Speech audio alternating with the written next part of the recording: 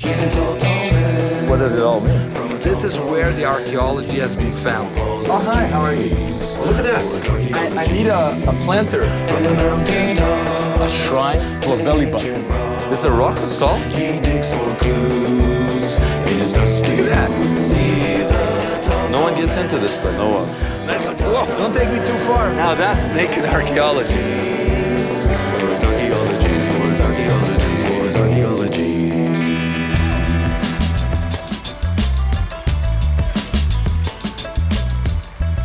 I'm in Jerusalem, the city of David, and his son was King Solomon, the man who built the temple of God, where in the Holy of Holies was the Ark of the Covenant, the box that once held the 10 Commandments. He had powers, according to legend. He had 1,000 wives. 1,000 wives. 1,000 wives.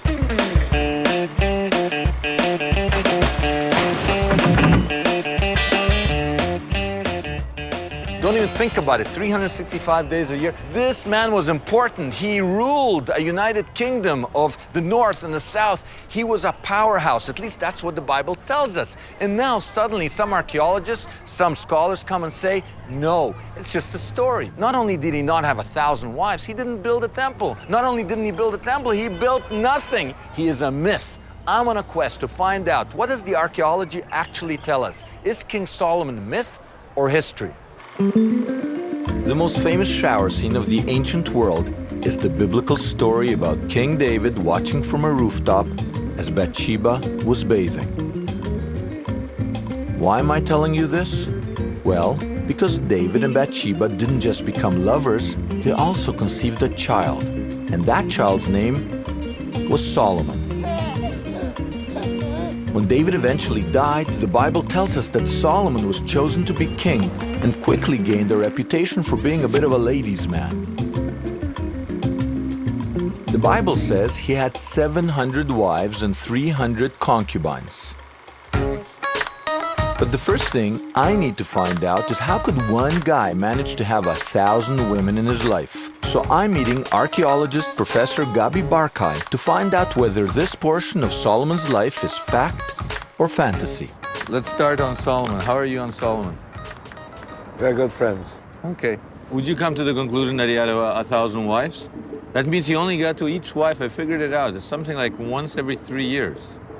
Especially potent gentlemen can have more than one lady per night. Okay, so once a year, you know, I mean... You have to bear in mind that these women were actually diplomatic marriages. And a diplomatic marriage is a ratification of relations between two countries. His wives were Ammonite, Moabite, Hittite, Egyptian, and others. Isn't he criticized that he brought foreign gods into the city? He was criticized because of the fact he built high places for the foreign worship of his foreign wives on the mountain opposite Jerusalem.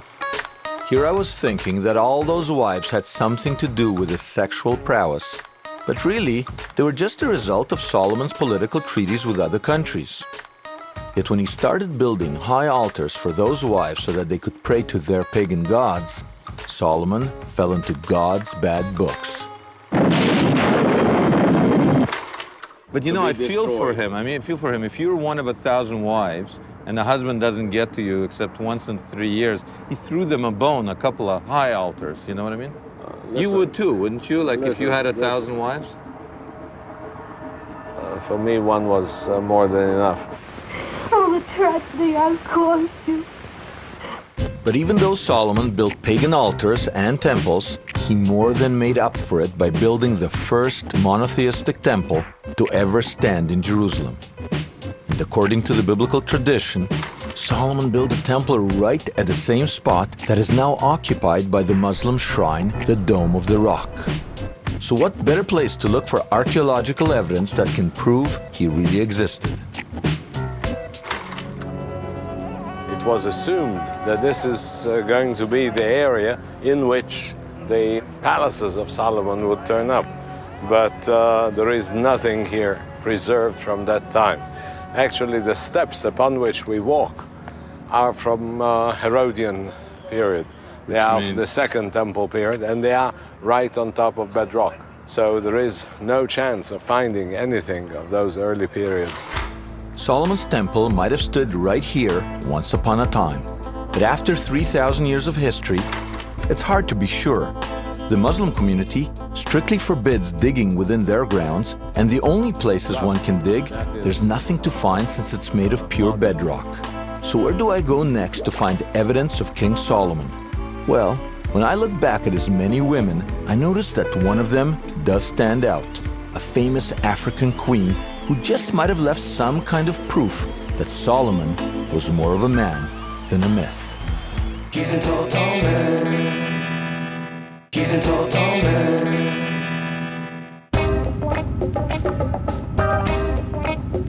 I'm looking for evidence of King Solomon, who the Bible says built the first temple of God in Jerusalem. But so far, the evidence isn't adding up. So I'm going back into the Bible for clues and find that it tells us of Solomon's relationship with a beautiful African queen named Sheba. The Book of Kings tells us that when the Queen of Sheba heard of Solomon's wisdom, she came to visit him and asked him hard questions. But what's amazing is that this story doesn't just come from the Bible, it's also recorded from the Queen of Sheba's perspective in an ancient Ethiopian text called the Kebra Negast.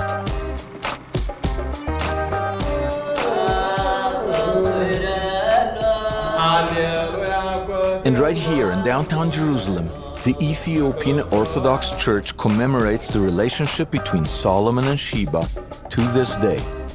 So I'm meeting up with Father Gabriel Selassie to find out more about this tradition. We're interested in King Solomon. And the Ethiopian church has a special tradition with respect to King Solomon. Could you explain to me what that is with Queen of Sheba? King Solomon, as you know, was the wiser than others. King Solomon was the wisest. Wiser. And she heard the Queen of Sheba. She heard of his wisdom. His wisdom. And she came, visited him, and she gave him precious stone and gold and spices. And then she was here about half years. Well, she was here 6 months. 6 months. And she returned with her baby. She came without a baby, but met King Solomon, and she went back with a baby. With a baby. And she born there in Ethiopia. In Ethiopia. And he was the first king, The right? first king of Ethiopia. His name was Menelik. He was the son of Solomon and Sheba. And how do we know this story in the Ethiopian tradition? Where do we get this story from? Kebra Negast. The Kebra Negast not only tells us that Solomon and Sheba had a son together, it also tells us that the son's name was Menelik, the first king of Ethiopia. And it tells us that Solomon gave the Ark of the Covenant to Menelik for safekeeping. Ethiopian tradition maintains that the Ark is still in Ethiopia to this day, kept under lock and key in a church in the city of Axum. The Ark of the Covenant is in Ethiopia? In Ethiopia. Can I see? You can't to see. Why not? No, everybody. This is the holiest. The holiest thing? Holiest thing. So that's why I want to see it. It is sacred. Sacred. And it's Secretly. secret. Secret. It's sacred and secret in a church. Yeah, in the church Axum. In Axum. Yeah. Despite my attempts, the good father wouldn't agree to take me to Ethiopia and show me the Ark of the Covenant. But one thing's sure, King Solomon is a central figure in Ethiopian religion and history. And here in the chapel, they have a painting that depicts Solomon's meeting with the Queen of Sheba. I want to show you Naked Archaeology in action. Everybody, come over here. Now look at this. The Queen of Sheba and King Solomon. There's the Queen of Sheba. She's renowned for her beauty. Absolutely. Correct? There's King Solomon. He looks a little Prussian in this painting, but he's wearing a Star of David, so we know he's Jewish, right? Yeah, sure. Now you tell me how everybody else sees King Solomon. I'm looking over there and I see two Hasids from Crown Heights. That's right, straight from Crown Heights. Straight from Crown Heights, from New York. How did they get there? That's Naked Archaeology. Thanks. Okay. Even though there's no hard evidence of Solomon's meeting with Sheba, or some paternity test that proves that Menelik was Solomon's son, it's important to remember that Ethiopia converted to Judaism, and their history books tell us that they did so after the Queen of Sheba visited King Solomon in Jerusalem. This kind of living tradition from people as far away as Ethiopia tells me Solomon can't just be some kind of myth that made it into the Bible. Now all I have to do is prove it. And for that, I'm going to need some archaeology that says without a doubt, Solomon was here. He's a tall, tall man. He's a tall, tall man.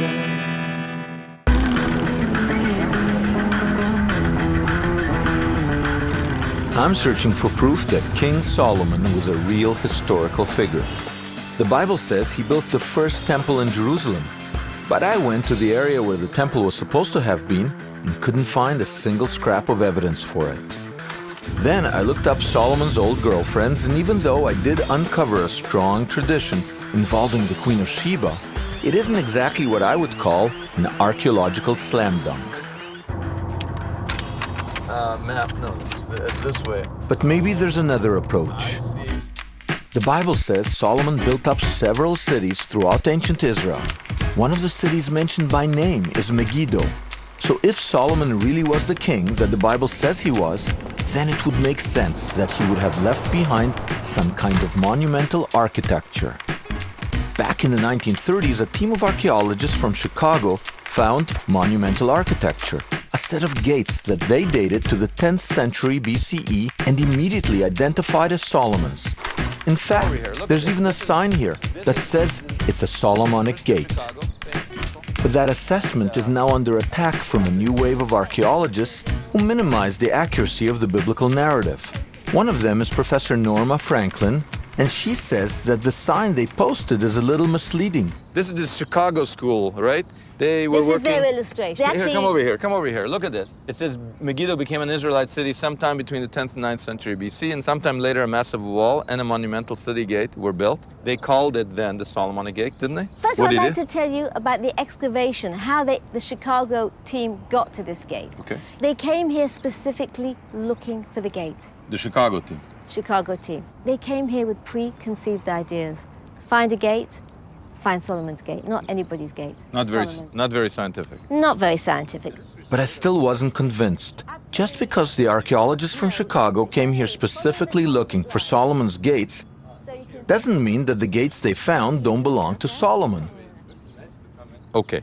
Now, what I want to understand here, it's not unreasonable for people, they read in the Bible, Solomon built up these cities. Everybody always says, well, if he's such a big shot in history, there should be monumental structures. It's not unreasonable to look for gates that are monumental because that's where you built your monumental structures, at least one of the places. It's totally understandable given human nature. If you're going to show off, that's a good place to do It's it. a nice place to show off, and this was one heck of a gate to show off. How can you be so sure that this is not the 10th? I know what's going on here in the 10th. I know what's going on here in the 9th century.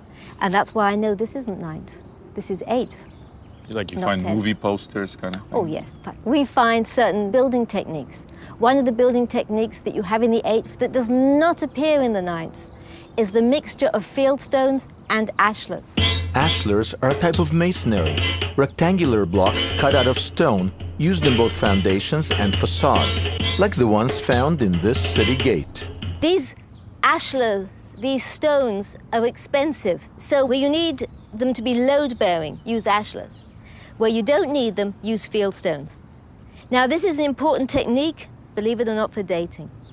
Why don't you come down here and tell me why so? Okay. Here in this gate, we have two very clear examples of building techniques that date to the 8th century. One is the use of ashlars and fieldstones mixed. We don't have that in the 9th century, and we definitely don't have it in the 10th. Then you have this, which is a clear reuse of a stone from an earlier period. It has a place that's cut down. This is at a slightly higher level. It's also been turned on its side, and it was recessed to hold the next course, the next building course. Now, why is that important in terms of the debate? If these stones have been taken from an earlier building, and you're saying that this gate is 10th century, right? That means it had to have been taken from a building that used these sort of techniques that existed in the 11th century. Ah, so you're saying This is is used, classic. this is a reused stone, Yes. If it's reused, and if it's Solomon's time, that means he's reusing it from an earlier date. Yes. And nobody in an earlier date knew how to make things like this. It's not a question of They knowledge. just didn't do it. They didn't do it. I love this. This is actual detective work. This is detective work. Don't you just love archaeology? I have to admit, I was a bit disappointed that Norma Franklin thinks this isn't Solomon's Gate. But to cheer me up, she promised to show me some archaeology that does date to Solomon's time. Is this 10th century here? Down here. Can I stand here and close my eyes and you'll bring me something 10th century? Yes. I'll put out my hand. Both of them, perhaps. We'll see. Both my hands, okay? Okay. It's only a I'm very piece. excited, Norma. Here you are. Can I open my eyes? Yep. I wish I could find you a whole one if you give me a bit longer. This is a mud brick. All the buildings from the Are you 10th... pulling my leg? No, of course I'm not pulling. You've Why would I do You've that? taken King Solomon, the builder of the temple. You know, What's the wrong with mud three bricks? big gates, and you've reduced him to this? You see, I knew you'd be disappointed. Doesn't the Bible say that he built stuff from giant rock, marble, gold? This contradicts No, the because the biblical people narrative. who wrote the Bible knew that the people reading the Bible would have exactly the same problem that you have. No vision regarding mud brick architecture. So they changed the story. They changed the story. I'm trying to have vision here, Norma. I'm concentrating. I'm seeing all kinds of wonderful structures. I see Solomon and his temple and all of his women, and the Queen of Sheba is there too. And he's building large gates out of marble and gold. But I just can't seem to reconcile what the Bible says about King Solomon with this puny mud brick. We'll just leave this little mud brick. Little partial mud brick. But then again, Professor Franklin isn't the only archaeologist in the phone book. And Megiddo wasn't the only city that Solomon was supposed to have built. The Bible tells us he also built at the city of Hatzor. Maybe I'll have more luck finding something from Solomon there. He's a tall, tall man. He's a tall, tall man. I've been looking for evidence of Solomon, and so far archaeologists have only managed to show me one lousy mud brick that can be dated to his reign back in the 10th century You BCE. see, I knew you'd be disappointed. So I'm going back into the Bible, which tells me Solomon built up another city, and that city is named Hatzor. If there's anything at Hatzor that's monumental and dates to the 10th century BCE, then I might have the proof I need to say that Solomon was a real historical figure. So we're on our way to Professor Amnon Bentor, who's been the director of the Hatzor excavation for some 30 years, and see if he's got some answers. Yeah. Take us wherever you want. No, we were talking about the Bible or the biblical side. Let's stop here. Okay. So this is biblical rubble. This is more biblical than that. That's more biblical? Yeah. Okay, let's look at the biblical rubble here. No. Is somebody's living room? No, What is this? it is a Solomonic gate. Solomon But- gate. You mean a gate from the time of King Solomon? Yeah, How does somebody know that this is Solomon and not somebody else? everything is chronology. Everything about archaeology is chronology. If you cannot assign a date to it, it's almost meaningless, all right? And one of the most important means to assign a date is pottery typology. Pottery changes over time. Pottery changes rather quickly because it breaks, because it's cheap to make. So once it breaks, you make a new one, and fashion. It's like fashion future archaeologists will be able to tell by models of cars. By cars. By cars, by dresses. One year, all the women go with short dresses. Another year, they go with long dresses. But then they go to short dresses No, again, and then, that confuses future No. archaeologists. But then you put it together with something else. The short dress, the long dress with this type of car. The short, You have to match it and all up. Once this is dated to the 10th century, and it is monumental, it is state, it can be in the time of David, it is Solomon. You cannot tell the difference between the pottery of David and the pottery of Solomon because they are both too close, there is no difference. Since it says in the Bible that it was built by Solomon, I go with Solomon, and if you want to say it's David, the burden of proof is on you, not on me, okay? Okay, I That's- get it. This is it. 3 chambers on one side, 3 chambers on the other. These gates have 6 chambers, exactly like the gates I just saw at You must Megiddo. understand that what you're looking at are the foundations. It was maybe 5 meters tall. There were gates. There were doors which were made out of wood. Giant wooden doors. Yes. Professor Bentor tells me that the similarities found between the Megiddo and the Hatzor gates are no coincidence. By linking pottery shards and gates, he says these gates and another set of gates found in the city of Gezer can all be dated to the 10th century BCE. When it says that Solomon built Hatzor, Megiddo, and Gezer, and you have 3 exactly similar gates at Hatzor, Megiddo, and Gezer, in my mind... You know what they say in British common law? If it waddles like a duck and quacks like a duck, it's a duck. Yeah, that's what I think. So the Bible says 3... It is a duck. If it No quacks question like a about duck, it. it's a Yeah. duck. You're saying the Bible It is- says King Solomon built 3 cities, Hatzor, Megiddo, and Gezer. and Gezer? All 3 cities have similar gates. Quack, quack, quack. If Professor Bentor is right about the gates found here at Hatzor, and they do actually date to the 10th century BCE, then they perfectly fit the Bible's description of Solomon's building projects. Not only that, but they also call into question whether or not the archaeologists at Megiddo have dated their gates properly. But if Norma Franklin and her colleagues are right, then King Solomon falls right out of the history books. But then what else would fall out with him? King David? The entire messianic line all the way down to Jesus? Oh my goodness. That means Christmas, Hanukkah. I don't even want to think about it. Luckily, there's one more city that Solomon was supposed to have fortified, and that city is named Gezer. Maybe Gezer will be the tiebreaker that tips the scale in Solomon's favor. But that journey is going to have to wait until next time, when I undress a whole new set of clues about the biblical King Solomon. He's a tall, tall man.